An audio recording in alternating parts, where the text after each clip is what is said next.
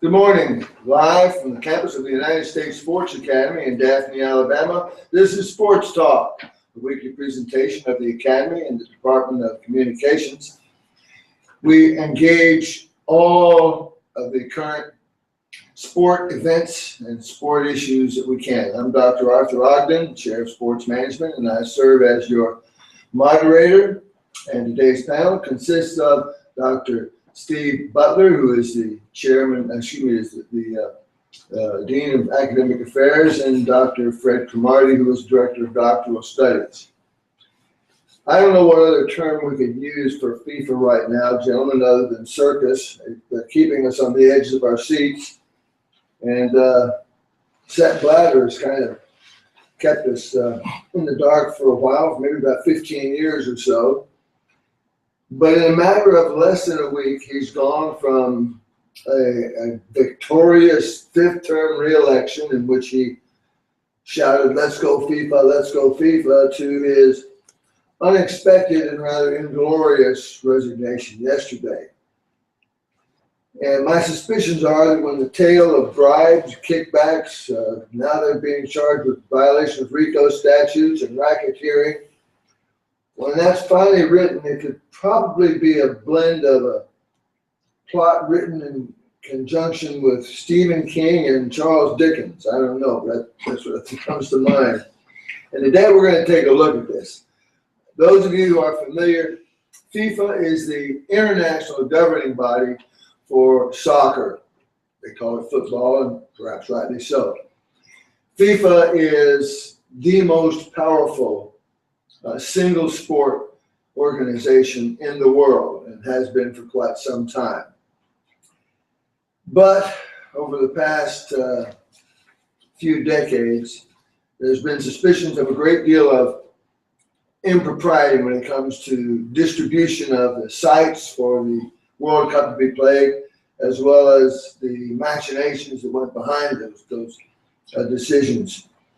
14 FIFA officers were charged and arrested last week, stemming from bribery to racketeering. And then yesterday, there was a rather infamous letter from someone in the South African Field Association authorizing a $10 million payment to former FIFA Vice President Jack Warner, and Blatter felt perhaps he should resign. So, gentlemen, what are we to make of all of this?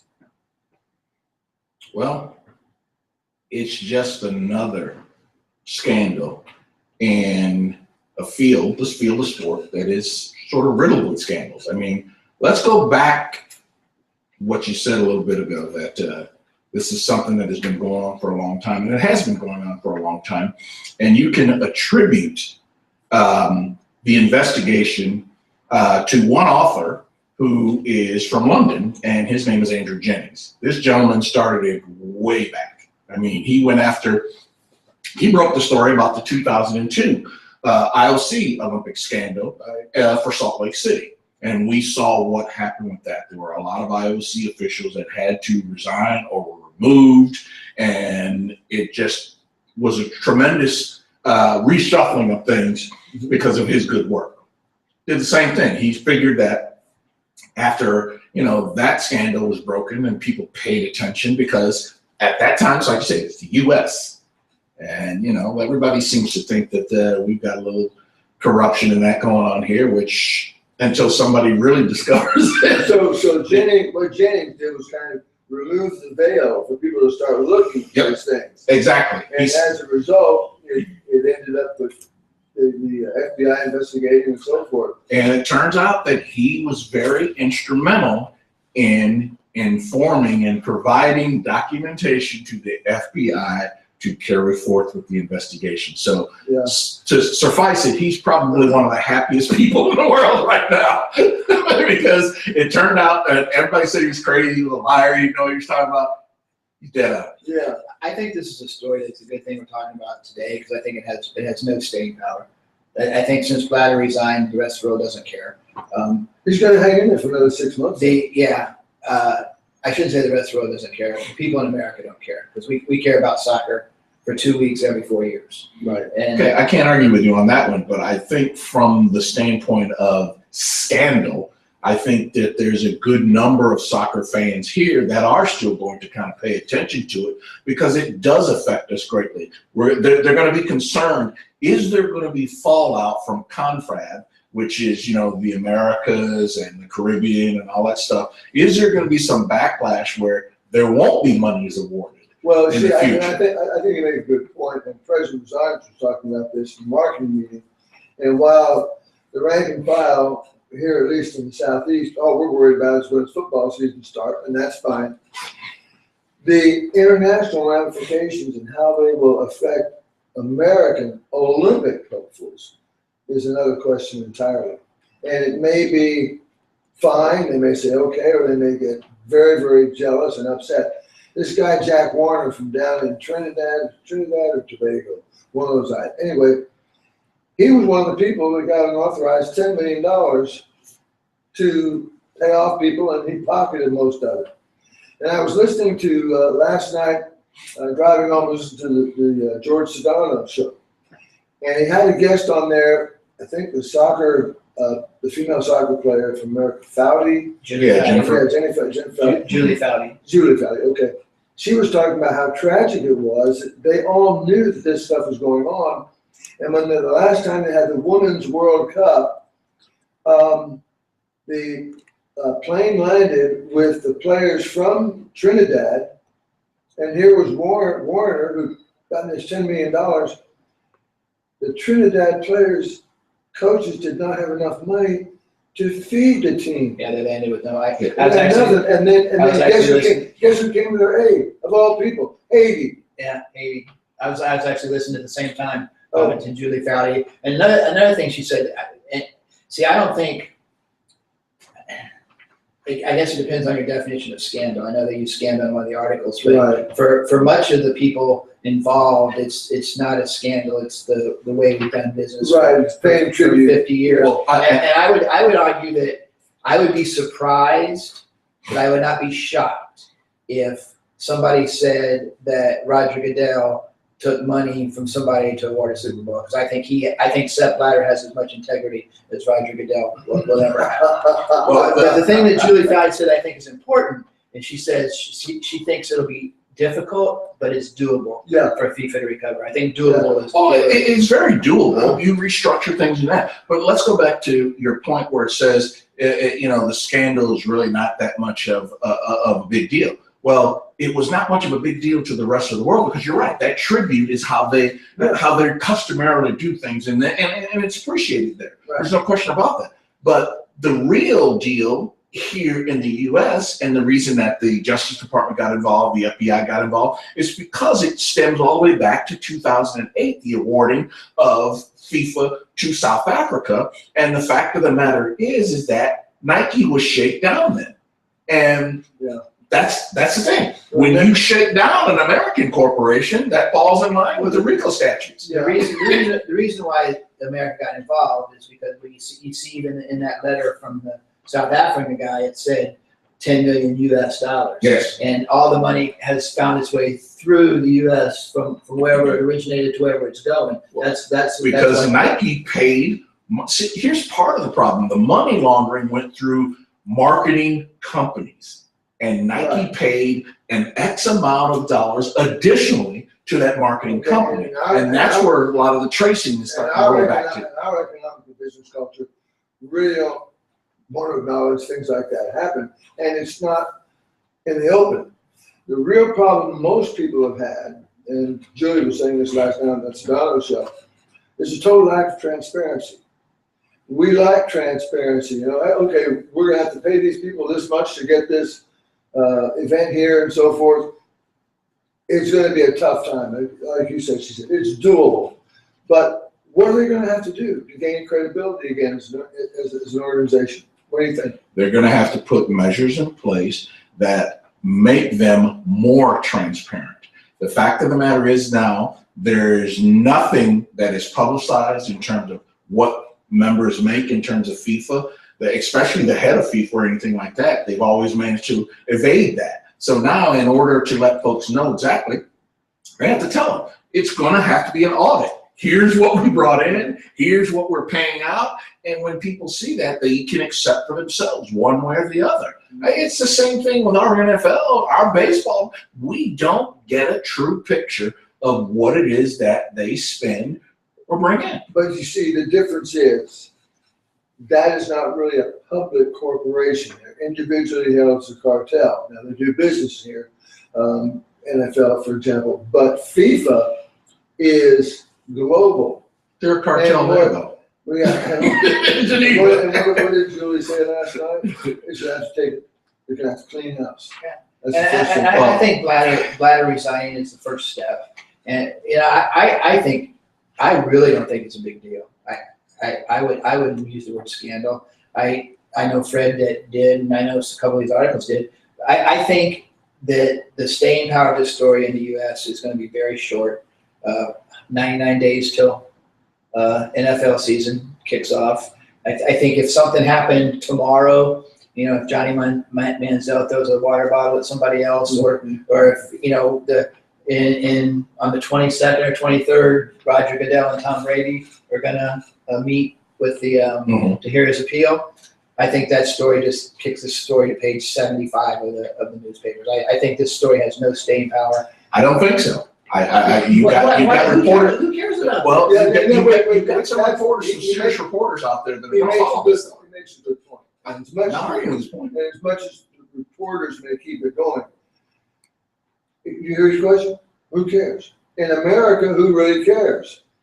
And that's a sad fact of the world. Our corporations care. Well, the corporations may care, but so long as we keep buying the beer and watching the games on Sunday and on the weekends, so what? But see, remember, we like that global market too. That's why they're. The NFL is a perfect example of why people don't care. All the scandal they had last year, people were calling for Roger Goodell to resign. It was the worst year for the NFL in history from a PR standpoint. Television ratings, attendance, everything just keeps skyrocketing. People just don't care. Exactly. Well, those are voters based on decisions. They don't care. They don't care about the ethical issues of it, just so long as they can still get their game. Yeah. And somebody said a long time ago, America cares about making sure on the weekends they have enough beer and enough games to watch. And America's going to care about soccer next year for 2 weeks. Well, maybe 2 weeks coming up, starting at the end of this week for the Women's World Cup. I think America will care when Los Angeles is awarded a franchise, and if there's something tied to it that implicates that Roger Goodell or the league or whatever did something to get that franchise there, then we're going to pay attention to it. So it's the money. That may be, but I agree with Steve. It's of no consequence to us because it's not a big sport for us yet, except for 2 weeks every 4 years.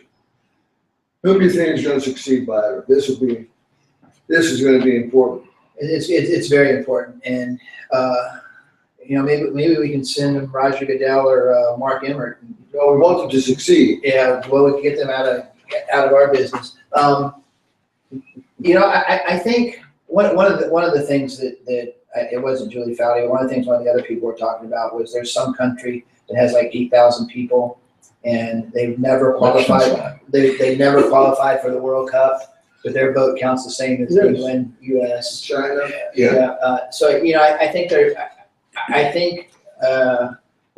I would say somebody from Europe, because I think that's the bedrock of soccer these days. Even the greatest players in the world from South America all seem to be playing in Europe.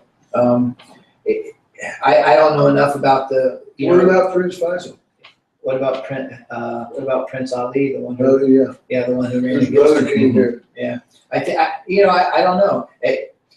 Seth Blatter made a comment last Friday that I think everybody took completely out of context, and I'm actually going to defend him a little bit here, even though I think I think it's pretty obvious what he was up to. But he made the comment that he said Prince Ali was a good candidate. He said, but you voted for me, so I am the president of everyone. Yeah. And I think what he was saying was, I'm even the president for you folks who didn't vote for me. But everybody blew that out of proportion. I mean, they played like 20 times in a row. Right. As if he were saying I'm all powerful. Yeah. And I think you're right, what he was But he trying, is all powerful. what he was trying to do, Was. I think what he was trying to do is to build a consensus and say, look, even though you didn't vote for me, I still represent you, I still serve you. But because of perhaps his inability, Context. perhaps his inability to dance through the English language as clearly and as articulately as you, two eloquent gentlemen do. In an He interview afterwards, really screwed the pooch on that. We in know. an interview afterwards, he articulated very clearly that he thought that the Europeans and the Americans were behind all of this, and there were going to be some things that may fall out. Well, what he said was, I forgive, but I do not forget. Mm-hmm. And in fact, Putin was on TV and said that he thought this whole thing Was the Americans. was a ploy by us to steal the 2020. 18. No, 2022 is Qatar. 2018 is Russia. 2018, okay. Yeah, I don't know why. Do you know how many workers in Qatar have died? 1,200, I think. 1,200. And it's slave labor. And you know what? I couldn't believe that. I guess I wasn't paying attention before, but I heard that on the sports reporters on Sunday morning, the city where the opening ceremonies, Mhm. the championship game, and the closing ceremonies in Qatar, however you want to pronounce it, the city where that's going to happen does not exist yet. No. It's not even a word on the map. It's Right. so they not only do they have to build a stadium, they have to build a city with all the infrastructure. That's the one venue where they'll go back and check it out to see exactly what transpired. Russia, I think, is in play. It's going to happen. Blatter, again, stepping aside because there are a couple of points. The FBI basically said, and Loretta Lynch said, it's an ongoing investigation. There are more people that are going to be implicated in this. And when that letter came out about the $10 million, that was it. That's the writing on the wall. Because that Christine- timing into it. Yeah, Christine Brennan said it the best. If you think he didn't know, why is he resigning 4 days later when he unequivocally said, if I resign now, it makes it look like I did something wrong. Right. And that Enough was, said. yeah, and that's it. Thank you. Gentlemen, to me, this is exciting. We could talk even longer, and I think there's just so much more. Big question I have, and both of you alluded to it. What one thing got to Blatter which made him decide, I better resign now? We can conjecture on it. It will come out. Thank you for joining us. Maybe next week we'll have a solution to this mystery about what Blatter's doing. And remember, it's only 99 days to pro, but it's fewer than that to college football. Thanks for joining us here at the United States Sports Academy. Thank you for sending in your emails. Don't forget, it's sportstalk@usssa.edu. And we'll see you next Wednesday morning at this time. Until then, have a great sport day.